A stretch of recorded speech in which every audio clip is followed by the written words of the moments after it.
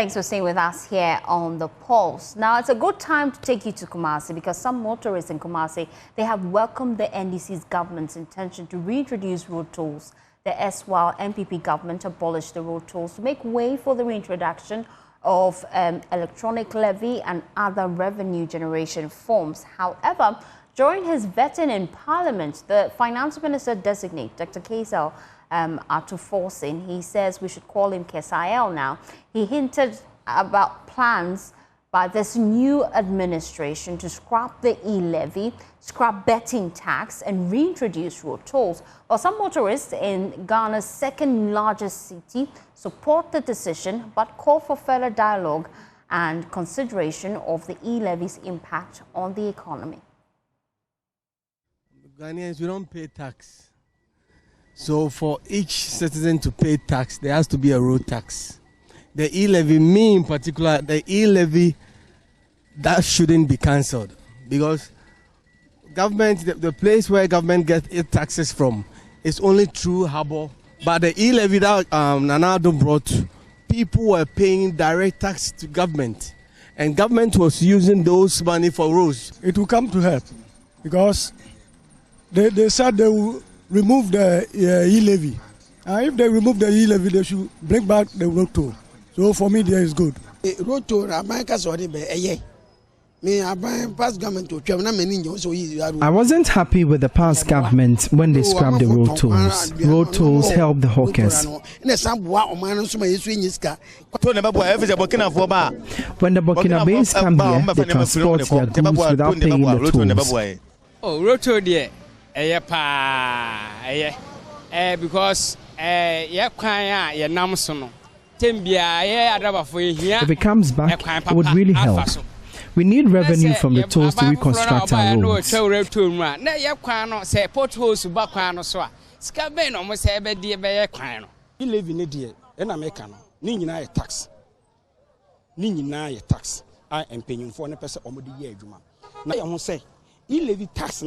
We must ask whether the e-levy was used for its intended purpose. If it helped, then they shouldn't abolish it. Why not? The e-levy did not help us. If something has been cancelled, it's favoring the country. Why do you want to bring it back? And I don't know. I don't think it's really e-levy. Everything should clear. But we are tired of paying so many things. Road toll, COVID levy, e-levy. In fact, road toll, we don't see any better thing they do on the road. I don't know what they are using that particular money for. Our roads are always bad. So it's been cancelled. Let's maintain it. The two are related.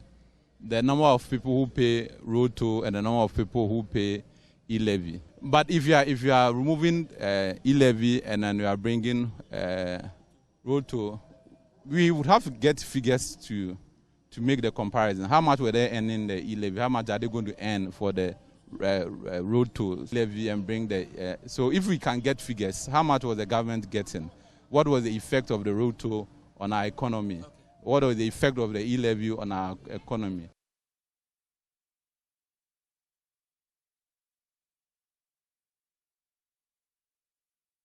Let's bring in the Public Relations Officer of the Toll Workers Association, Edward Duncan. Thank you so much for your time here on The Pulse. I'm sure you're pleased about government's plan to reintroduce road tolls, right?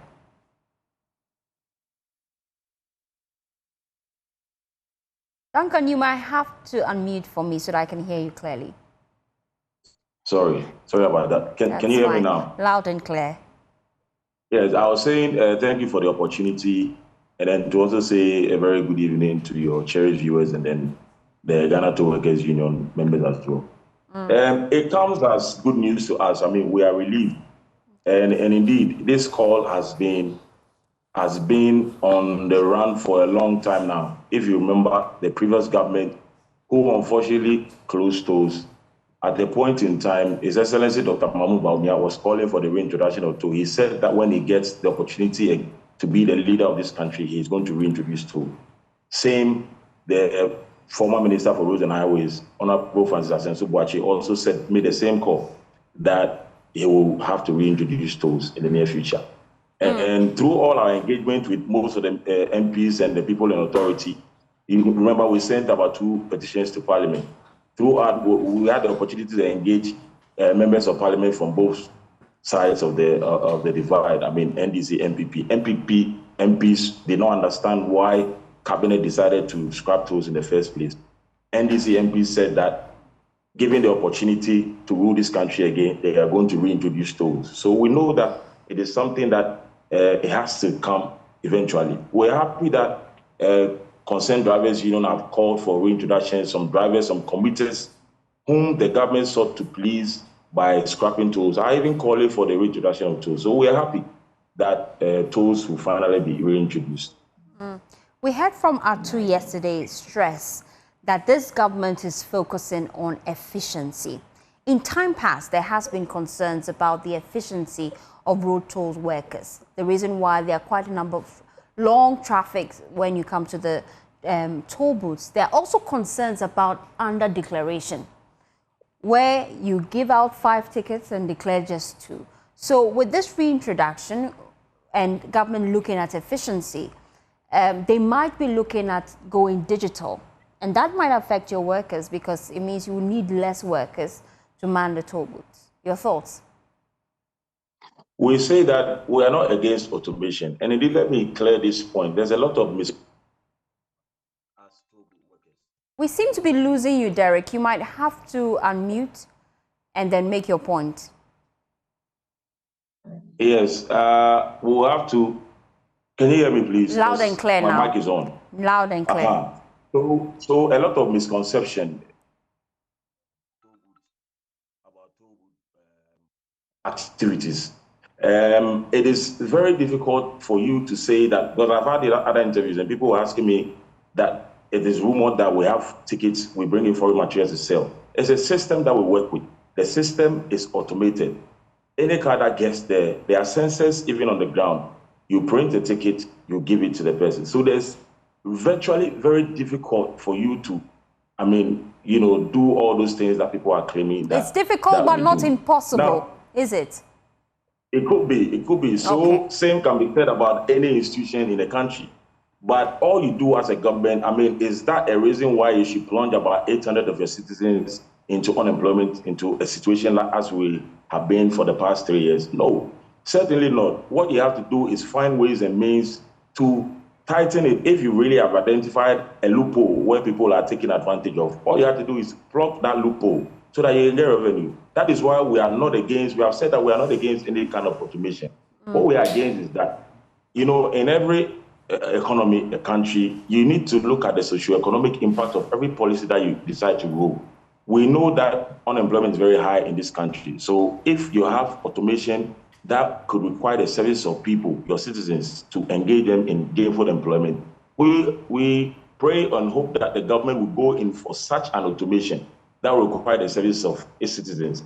Because as I speak to you, about 800 of us who lost our jobs, I can tell you on authority that some of our people have had to relocate to their village because they cannot pay rent in Accra. And some of them are engaged in this same galamsey that we are spending a lot of taxpayers' money to try and fight, which is not even working. So if these people have the opportunity or have a chance to work at the various toll plazas, why won't they come? It's an easy way to move them out from the pits to gainful employment, to support the country. Besides, we are raising revenue for the country. And I make this point and this argument. Granted, even if we're not making anything from toll collection as a government or as a nation, even if that is not the case, but even if we are not making that money, and we have employed about 800 of our citizens who otherwise could have been engaged in other illegal activities to survive, including armed robbery. I'm not saying we are into that, but I'm saying an idle hand, as they say, the devil finds work for the idle hand. So somebody trying to survive can decide to get into that kind of act, and it might affect the whole country. So all we are saying is go in for the sort of automation that will require the service of people so that your people will be employed. Now, the issue about traffic situation and all, you and I know, even though tolls have been scrapped, honestly, if we'll be honest with ourselves, even if there's no traffic at the toll plazas, beyond the toll plazas, when you flow freely through the tolls, when you get ahead, there will be traffic. Wherever there's a traffic situation, the number of cars that were flowing when we're operating tolls is the same, or if it has not increased. So the same number of cars will go and pile up somewhere where there's traffic. So we cannot say that because we have scrapped toll collections, there's no traffic in the country. There is still traffic in the country, but we can put in measures to ease the traffic congestion at the toll in and around the toll plazas. So, for instance, we're talking about expanding the toll gates, increasing the number of toll gates. We're talking about providing some e-gates as well, so that those who wish to go in for e-cards could just drive through. Mind you, the toll collections that we're doing, there are a lot of cars. I heard someone saying it in one of the comments that one of the drivers, the Okinabe drivers who carry heavy loads and they ply our roads, who destroy our roads, ironically did not pay toll. But Ghanaian drivers go there and they pay huge sums of toll. If you compare a tipper truck to, the toll that we collect here in Ghana to that of Togo and Cote d'Ivoire. Togo and Cote d'Ivoire are paying not less than 100 cedis. I'm not saying we should repeat same here, but I'm trying to go. So those cars are going through our country for free, destroying our roads, and then our Ghanaian drivers get there and they have to pay 100 plus. It's unfair. So what we are saying is the government should have a conversation, broader conversation. This time around, they have to include us as toll good workers because, like I always say, we as workers virtually sleep at the toll.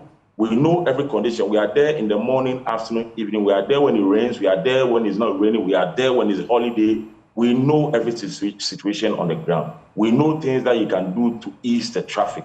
Beyond the increase in the number of toll gates, there are other things that affect the flow of traffic. You can talk about the hawkers. You can talk about the situation of bus stops close to the toll plazas. You can talk about a lot of activities that go around there. And I should point this out that it is toll plaza specific. The solution for one toll plaza cannot be the same solution for another toll plaza. Okay. Because most of these tolls that we have in this country, you get there and the traffic flows maybe every minute one car passes. So it is not every toll plaza in the country that has traffic problems. It is only a few in this country, and there are solutions to it as well. Thank you, Edward Duncan. He is PRO for the Toll Workers Association.